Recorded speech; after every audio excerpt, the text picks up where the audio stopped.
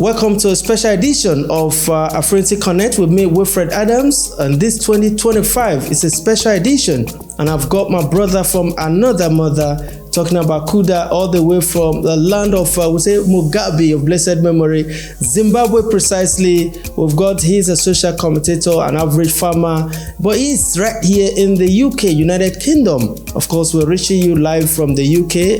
This podcast or AFRINITY Connect special edition 2025. We're ready to, give you something very special this year. Something new, a lot of good stuff coming your way on this platform. It's good to have you, my brother. How are you? Thank you. I'm good. It's good to be here. Thank you. Yeah. It's exciting about, I know you recently relocated to United Kingdom. Yeah. How's it been for you? You know what, man? It's a 360 degree turn. I know. It's like the whole life that you have known has been flipped right upside down. Roller coaster. Yeah. But safe to say, with human beings, just you adjust. There's the ability to just adjust and just get along with it. But it hasn't been easy. We're still also pretty much learning the ropes of the social aspect of life, how to integrate in the community, how to socialize, liaise with people, how to it's just a whole lot of dynamics that you have to maneuver and get used to. The weather, the food, the culture, and Britain is so much rich in culture. It's one of those countries where when you start digging into their history, their past, there's just a whole lot of things that you can get from that. And I'm excited because before I relocated, actually, I had seen quite a lot of British film. I was actually quite an avid fan of British films and culture. The royal family, these prehistoric buildings, and now to be here and seeing some of them, it's like a kid with a new toy. I'm loving it. I do miss home, but I'm loving being here. Yeah. I love the honest view from the beginning. When I asked the question, you took a deep breath, and then climbing up from. I wanted to share more light on the food. You said the food, the weather. I know it's very cold here compared to where you're coming from or where we are originally from, the continent of Africa. So, can we go a little bit before we come to the that excitement part of it? Buckingham Palace, all the beautiful things that make UK what it is all over the world. Tell us that cultural shock. Tell us about the food. Give us a little bit, insight on that, please. So when you land, the first thing that greets you is the weather. This country is cold. This country is cold, and back home, we've got a phrase, we don't actually refer to England or to Britain as Britain. We actually call it Kuchando. That's it in our native language. And Kuchando translates to land of the cold. We don't know, no one calls it England. So even now people say, Kuda has gone Kuchando, Kuda has gone to land of the cold. Actually people refer to it as land of the cold because that's what we hear. When people come here, and you're talking on the phone, it's cold, yeah. Everywhere, just people. So now even people back home who have not even set a foot here, they just know that this country is cold. And I'm here to confirm, right now, as we are sitting here, there is ice outside. It's just the previous night, the temperatures reached -7, -8. So yeah, so the cold weather is there, and it takes quite a whole lot to getting used to. Some may never get used to it. I'm getting used to it bit by bit. I mean, the level of cold. When I came, the degrees that used to make me layer up, now I'll probably only be putting on just a simple. Now I need more colder. So yeah, the cold is really quite something. But just like with all things, you try and find ways to adjust or to live with it. Because at the end of the day, this country has been inhabited for years and years, centuries, and people have thrived.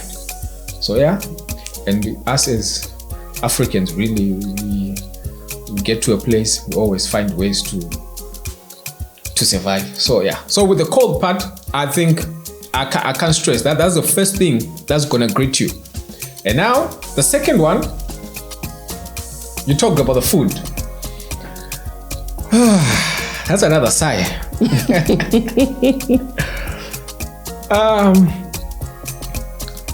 Well, the food, the taste buds really have to be trained. I cannot say the food is bad or it's good, but it's a different.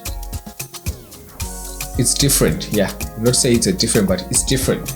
You're sitting here. I'm not only eating British food. I've also had the pleasure of eating Nigerian food, and we are both from Africa, And the first time, I was like, oh man, this is a funny taste. And now I'm the one actually saying, oh no, can we make this? Can we make this? Now, I can't even go days without eating, some of that Nigerian. So that's the same thing with British. When I came, it was almost everything was tasting funny. The only thing that tasted like back home was chocolates and sweets. Original one. The proper one. Because basically the recipe is just sugar, milk. So that tasted like, the sweets and the chocolates we used to have back home. But everything else, you had to acquire that taste. Yep. The meat,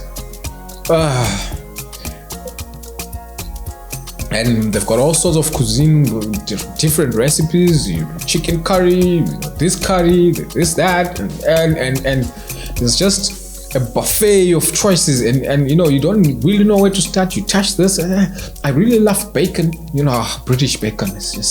I love bacon. When I came, some of the foods I didn't really get to. Some of it I haven't even tested yet. Some of it I'm still afraid. I have to train my stomach bit by bit. Yeah. But the food one, I think I'm gonna need some more time to get used to it. Yes. I like the fact that you've been real and original about your experience so far. I remember being in Harare, Zimbabwe in 2013. That was around June or Gerald. We coming from West Africa. When you are talking about cold, I was almost thinking I was in the UK or Europe somewhere. Harare is cold. Oh, you came in winter? But it's cold. But our winter. In West Africa, we don't experience that. So no. So being in the you came in winter. Yeah. Of which in Zimbabwe, our winter, to be honest, we say we've got, I think, around 3 months of winter, but in truth, it's only 1 month. Okay. So I'm guessing you came around May, June, July. You came around June. You came in June. That's like the middle month. I was like June, hiding under the duvet. I was freezing. Yeah. So coming from West Africa. May is when the winter starts, but it's not really, it's not really cold. We don't even. And then June, that's when we're in the middle of winter. So you came in June. Yes. Yes. Well, you probably, but yeah, it's not. We can't compare. But so minus anyway, -7, like you said. No.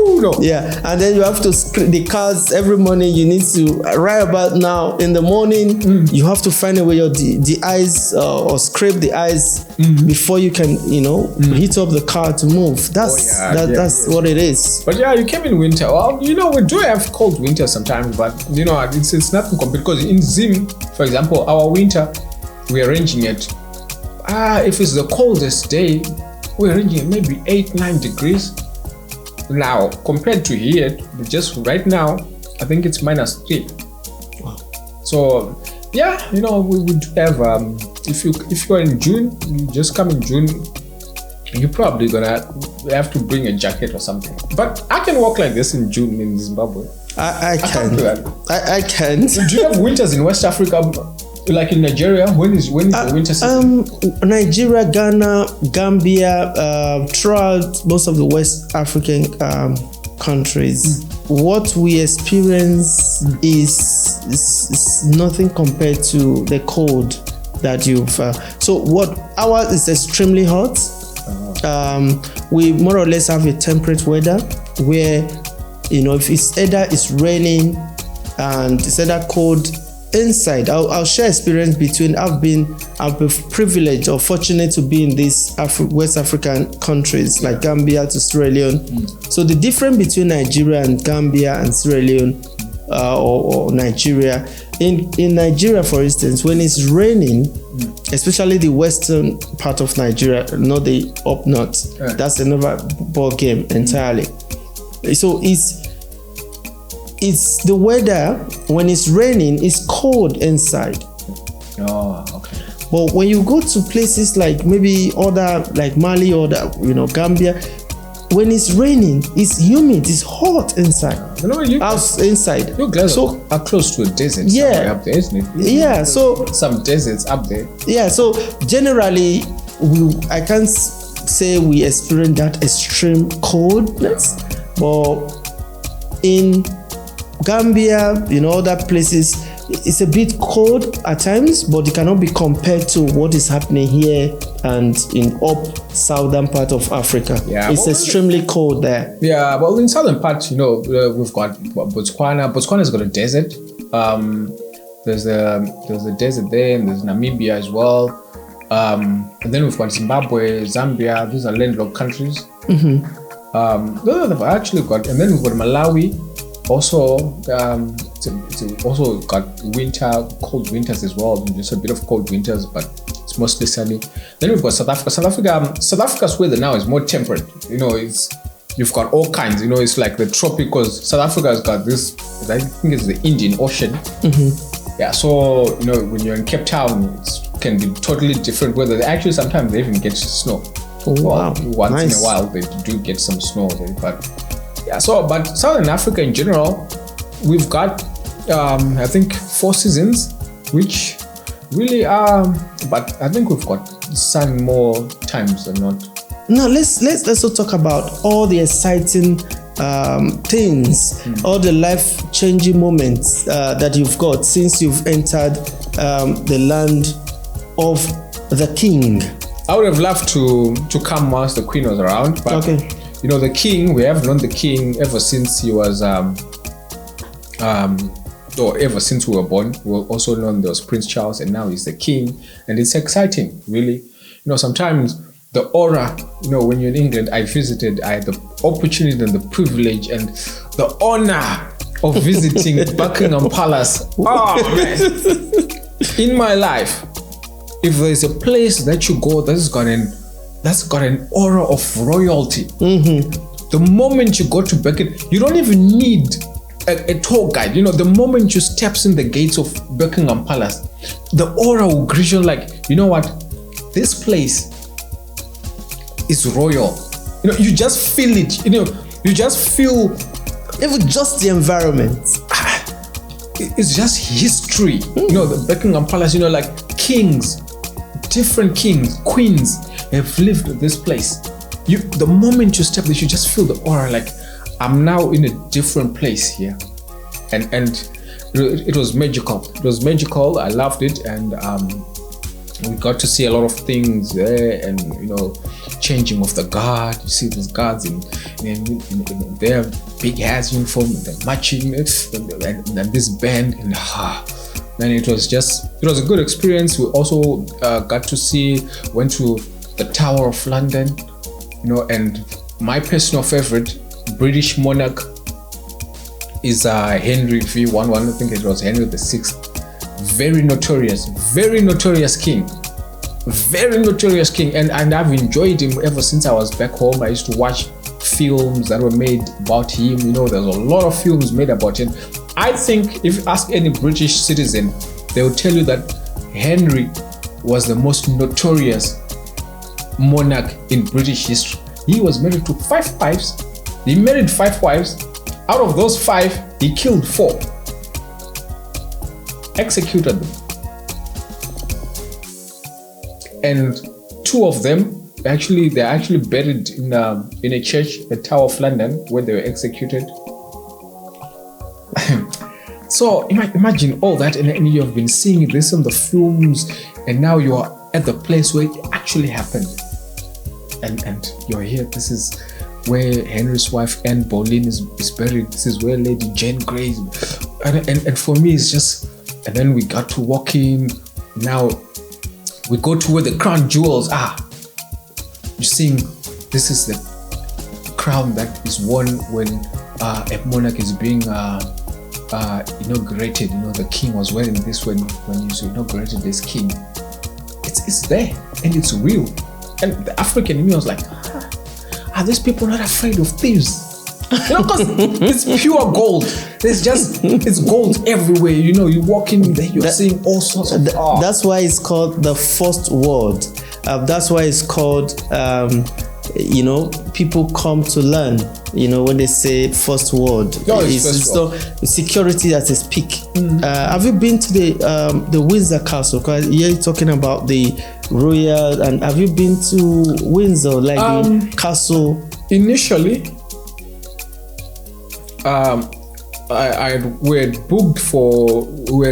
wanted to go to Windsor Castle and to Stonehenge. There's a place called Stonehenge. So the trip that we had booked actually takes you to Windsor Castle and then you go to Stonehenge. Stonehenge are like these prehistoric rocks that are just that way. Like, I don't, they've got a whole lot of stories.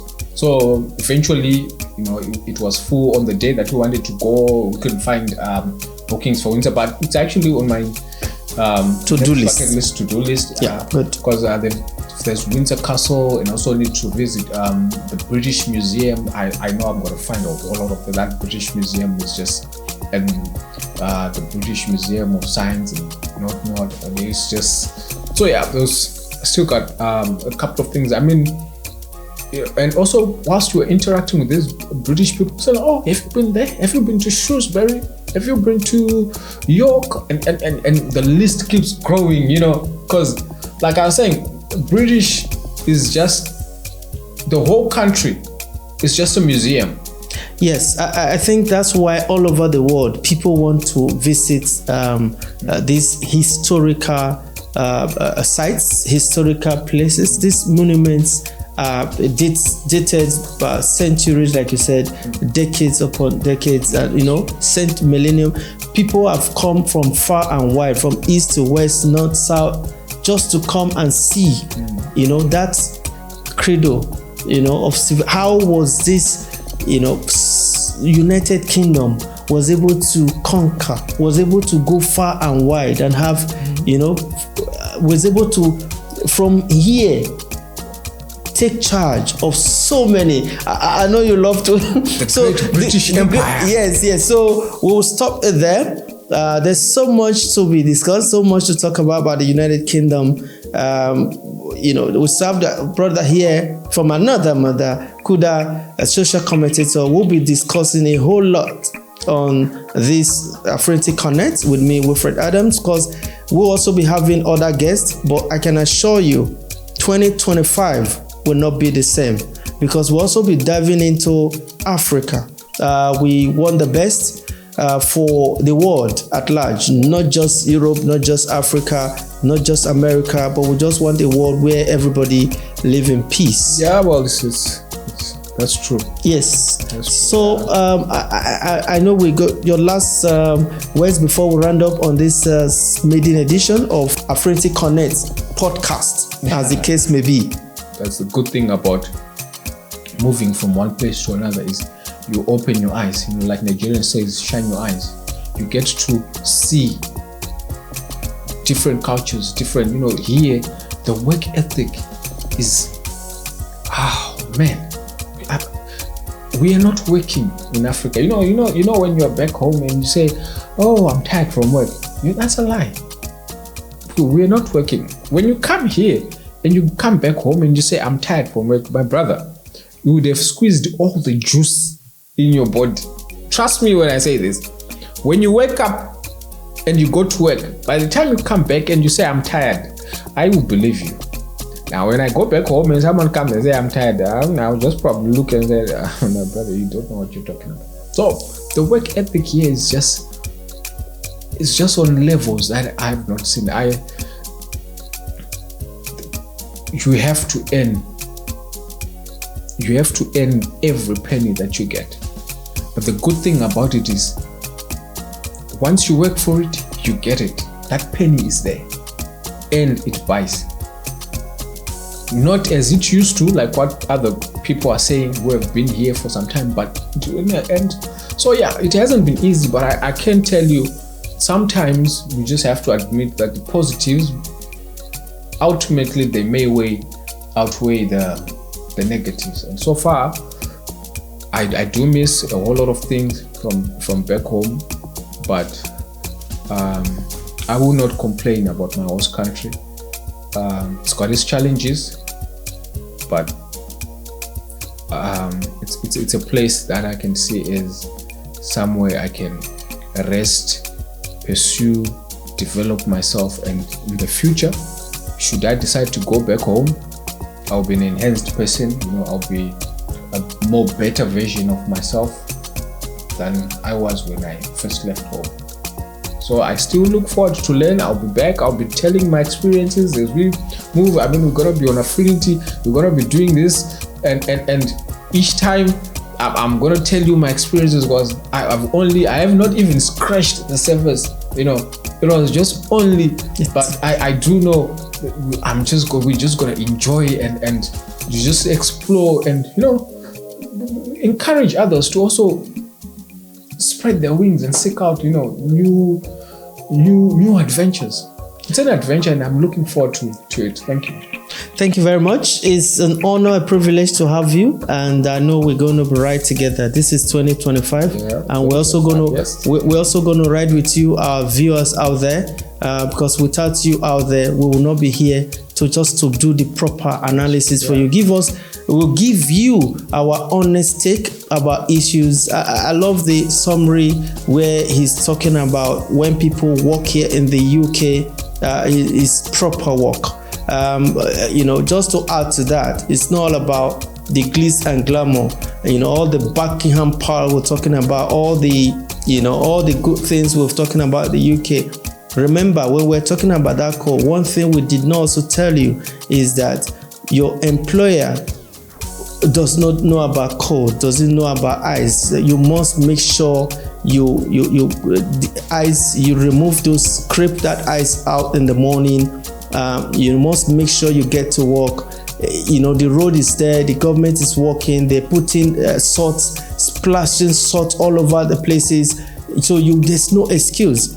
There's nothing like electricity going there. These are some of the things that he's talked about, that when you say you're working, indeed, you've really worked yourself out and you make the money, you enjoy the money. So let's also try, wherever you are in Africa or anywhere, do the proper work. So don't just be sitting by the side, oh, it's raining today, I can't go to work, I'll call no, it doesn't work anywhere. Development does not just come easy. You see all the development you see on the TV, on everywhere, is because people have actually worked so hard. On that note, we want to thank you all. Like I said, I want to thank you once again. And our viewers out there, this is just the first edition, 2025. We're going to give you things that will inspire you. We'll share our personal experiences with you. And we know at some point we might even have to also take you live interviews, calls. We're ready to connect with you from here in the UK to Africa to wherever you are. We will connect with you. We promise you, from 2025 going forward. I'll be back, same platform next time. I'm Wilfred Adams. God bless you all. Bye.